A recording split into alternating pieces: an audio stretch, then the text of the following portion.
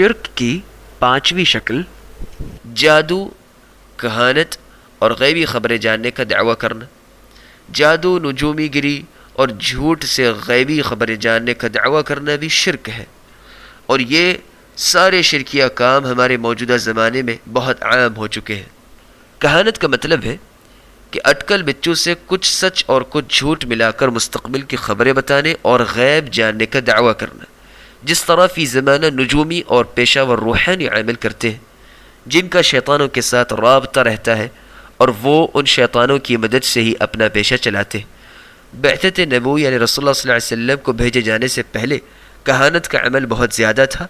شیاطین آسمان سے خبریں چوری کر کے سچ اور جھوٹ ملا کر ان کاہنوں تک پہنچاتے تھے، لیکن بعثت نبوی کے بعد جب سے آسمان پر پہرا سخت ہو گیا، شیاطین کے لیے خبریں چوری کرنے میں دشواریاں پیدا ہو گئی اور کہانت کا عمل قدرے کم ہو گیا۔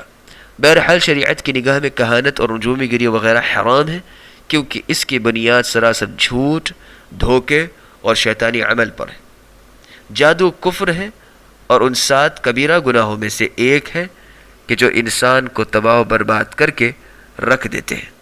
جادو ہمیشہ نقصان ہی پہنچاتا ہے، اس سے فائدہ کبھی حاصل نہیں ہوتا، اور جادو سیکھنے والوں کے متعلق اللہ نے فرمایا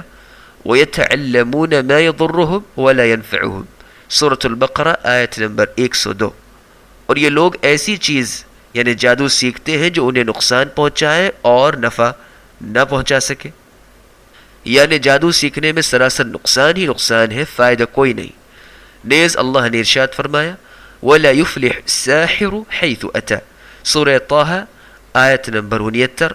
اور جادوگر جہاں بھی جائے یا جہاں سے بھی آئے وہ ہرگز کامیاب اور بامراد نہیں ہوتا، اسے کبھی غلبہ نصیب نہیں ہوتا۔ جادو کا عمل کرنے والا خالص کافر ہے۔ اس کی بنیاد اللہ کا یہ فرمان ہے وَمَا كَفَرَ سُلَيْمَانُ وَلَكِنَّ الشَّيَاطِينَ كَفَرُوا يُعَلِّمُونَ النَّاسَ السِّحْرَ وَمَا أُنزِلَ عَلَى الْمَلَكَيْنِ بِبَابِلَ هَارُوتَ وَمَارُوتَ وَمَا يُعَلِّمَانِ مِنْ أَحَدٍ حَتَّى يَقُولَا إِنَّمَا نَحْنُ فِتْنَةٌ فَلَا تَكْفُرْ، سورۃ البقرہ آیت نمبر 102۔ سلیمان علیہ السلام نے تو کفر نہ کیا تھا، بلکہ یہ شیطانوں کا کفر تھا کہ وہ لوگوں کو جادو سکھایا کرتے تھے۔ اور بابل شہر میں ہاروت اور ماروت دونوں فرشتوں پر جو اتارا گیا تھا، اور وہ دونوں ہاروت اور ماروت بھی کسی شخص کو اس وقت تک جادو نہیں سکھاتے تھے جب تک یہ نہ کہہ لیتے کہ ہم اللہ کی طرف سے ایک آزمائش بن کر آئے ہیں، لہٰذا تم جادو سیکھ کر کفر نہ کرو۔ سلیمان علیہ السلام کے زمانے میں شیاطین جادو کی نشر و اشاعت کرتے رہے، حتیٰ کہ جادو کا علم یہودیوں میں رواج پا گیا اور ان میں مشہور ہو گیا کہ سلیمان علیہ السلام نبی نہیں تھے بلکہ جادوگر تھے، اور جادو کے زور پر ہی حکومت کرتے رہے۔ پھر جب قرآن نے حضرت سلیمان علیہ السلام کو انبیاء کے صف میں شمار کیا تو یہودیوں نے ان کے جادوگر ہونے کا طعنہ دیا۔ اس پر یہ 2 آیتیں نازل ہوئیں جن سے معلوم ہوا کہ سلیمان علیہ السلام کا دامن جادو سے پاک ہے، کیونکہ جادو تو کفر ہے، اور اس کفر کا ارتکاب اللہ کے پیغمبر سلیمان علیہ السلام کیوں کر سکتے تھے۔ کہتے ہیں کہ جب سلیمان علیہ السلام کے زمانے میں جادوگری کا سلسلہ بہت عام ہو گیا تو سلیمان علیہ السلام نے اس کا سد باب کرنے کے لیے یعنی جادو کو روکنے کے لیے جادو کی کتابیں لے کر اپنی کرسی یا تخت کے نیچے دفن کر دی۔ سلیمان علیہ السلام کی وفات کے بعد شیاطین اور جادوگروں نے ان کتابوں کو نکال کر نہ صرف لوگوں کو دکھایا بلکہ یہ باور کرایا کہ سلیمان علیہ السلام کی قوت اور اقتدار کا راز یہی جادو کا عمل تھا، اور اسی پر ان ظالموں نے سلیمان علیہ السلام کو بھی جادوگر قرار دیا، جس کی اللہ تعالی نے تردید فرمائی۔ دیکھیے تفسیر ابن کثیر اور تفسیر احسن البیان۔ ہاروت اور ماروت 2 فرشتے تھے جو بابل شہر یعنی عراق میں آدمیوں کی شکل میں رہتے تھے۔ ان کو اللہ تعالی نے جادو کا علم دے کر بطور آزمائش کے بھیجا تھا، چنانچہ جو کوئی ان سے علم سیکھنے جاتا تو وہ کہتے تم یہ علم نہ سیکھو ورنہ تمہارا ایمان جاتا رہے گا۔ اس پر بھی اگر وہ اصرار کرتا تو وہ اسے جادو سکھا دیتے۔ اس آیت کی صریح عبارت سے معلوم ہوا کہ جادو سیکھنا کفر ہے۔ جادوگر کے متعلق شریعت کے حکم ہے کہ اسے قتل کر دیا جائے۔ جادوگر کی کمائی حرام اور ناپاک ہے۔ بعض ظالم اور جاہل قسم کے کمزور عقیدہ اور کمزور ایمان لوگ اگر کسی شخص پر زیادتی کرنا چاہتے ہو یا کسی سے انتقام لینا چاہتے ہو تو اس کے لیے وہ جادوگروں کے پاس جاتے ہیں تاکہ اپنے مخالفین پر جادو کروا کے ان سے انتقام لے سکے۔ اسی طرح بعض لوگ جن پر جادو کا اثر ہو وہ اپنے اوپر سے جادو کو ختم کروانے کے لیے جادوگروں کی طرف رجوع کرتے ہیں، یعنی جادو کے اثر کو جادو کے ذریعے ختم کرنا چاہتے ہیں، یہ بھی حرام ہے، کیونکہ جادو کا اثر ہو جانے کی صورت میں ہر مسلمان پر یہ واجب ہے کہ وہ فقط اللہ تعالیٰ ہی کی طرف رجوع کرے، اسی کی پناہ لے اور اسی کے کلام پاک یعنی قرآن کے ذریعے شفا طلب کرے،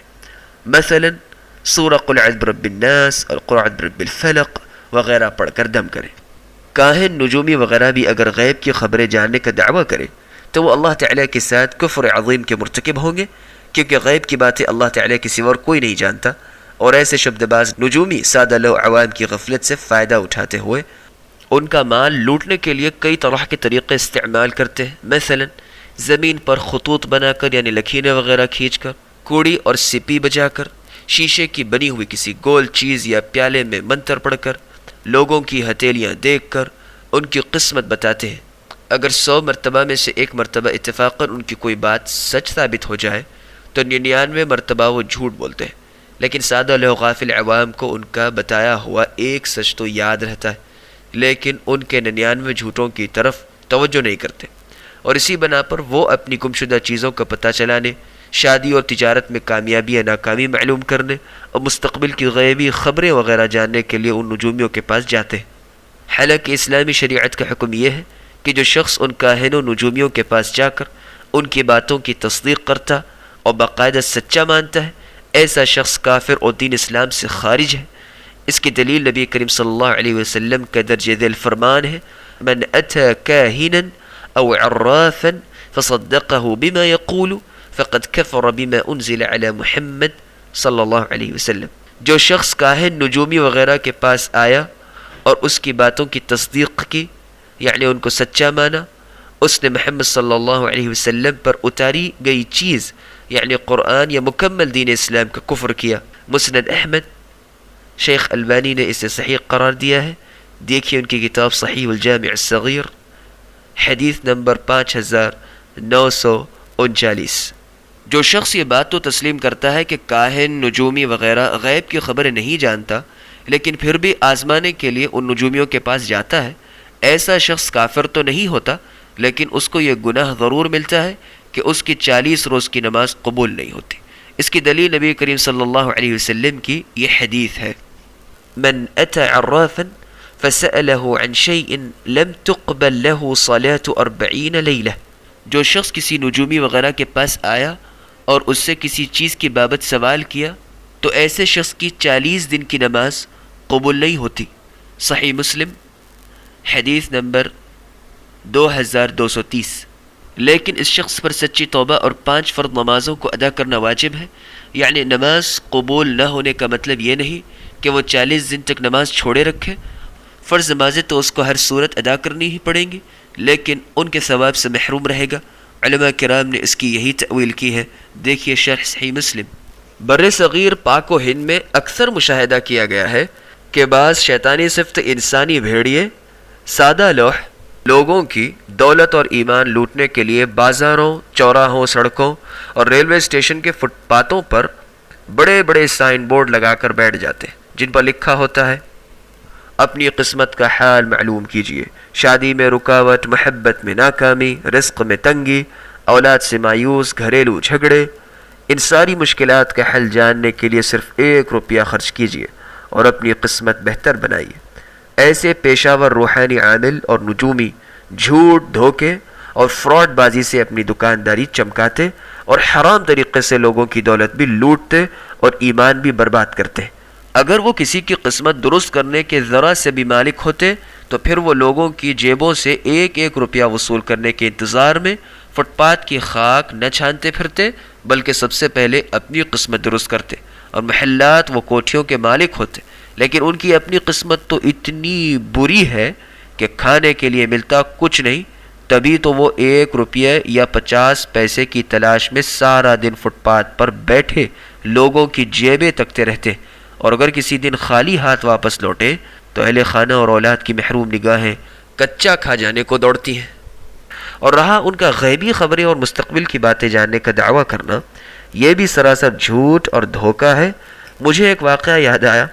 کہ ایک صحیح العقیدہ موحد آدمی کا کسی ایسے ہی عامل نجومی کے پاس سے گزر ہوا جس نے بڑا سا بورڈ لگا رکھا تھا کہ ہر قسم کی غیبی خبریں معلوم کرنے کا واحد ادارہ۔ وہ موحد اس نجومی کے حجرے میں داخل ہو گیا اور پوچھا کیا آپ غیب کی باتیں واقعی جانتے ہیں؟ اس نجومی نے کہا ہاں ہاں جانتا ہوں، ضرور جانتا ہوں، تبھی تو یہاں بیٹھا ہوں۔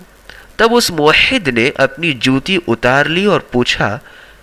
کہ مجھے یہ غیب کی خبر بتاؤ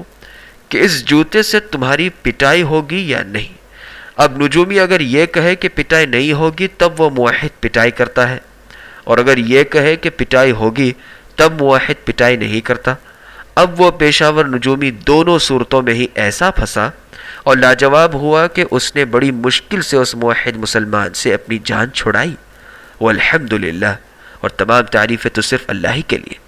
اللہ تعالیٰ سے دعا ہے کہ ہر مسلمان کو توحید کی سمجھ عطا فرمائے اور ایسے پیشاور دھوکے باز عاملوں سے خود بھی بچنے کی اور دوسروں کو بھی بچانے کی توفیق عطا فرمائے، آمین، والحمدللہ رب العالمین۔